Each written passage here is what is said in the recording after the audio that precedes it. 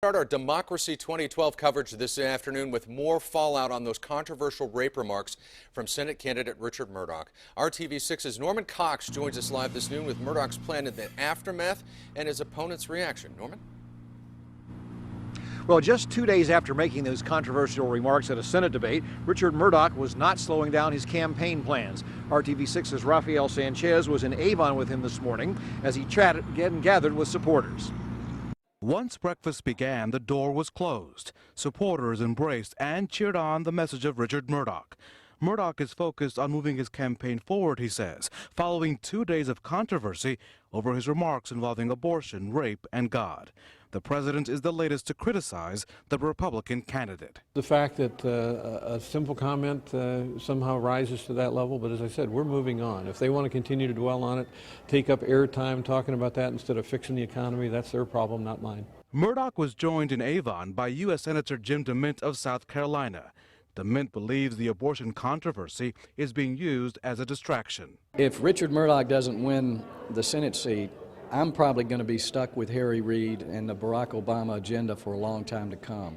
So I need Richard Mourdock's help a lot more than he needs my help. Those who participated in the fundraiser say they're committed to claiming victory on Election Day. I don't think he's meant, I heard that someone said that he stood for rape, and that wasn't what he meant. He just meant that a life conceived in rape is still valuable to God. Mourdock says he's receiving positive feedback from all corners of the state. He plans to make stops today in Crawfordsville and in Terre Haute. Traveling with the Mourdock campaign, Rafael Sanchez, RTV6.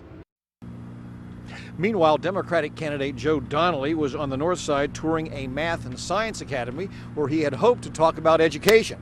But all the questions from reporters were about the ongoing Mourdock controversy.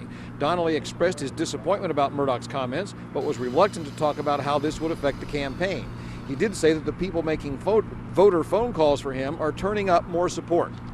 People just don't understand how he could say something like that. And I had hoped that after a nice reflection, he might speak differently about the subject. But Mr. Mourdock's remarks, I thought, were inappropriate and hurtful to women and to survivors of rape and to their families.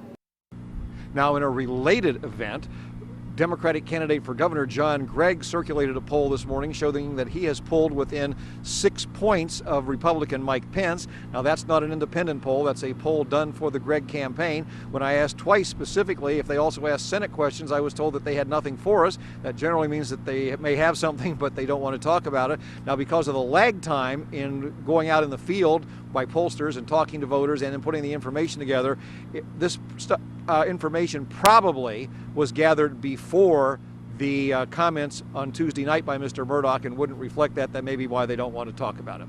Live on the Northwest Side, I'm Norman Cox, RTV6.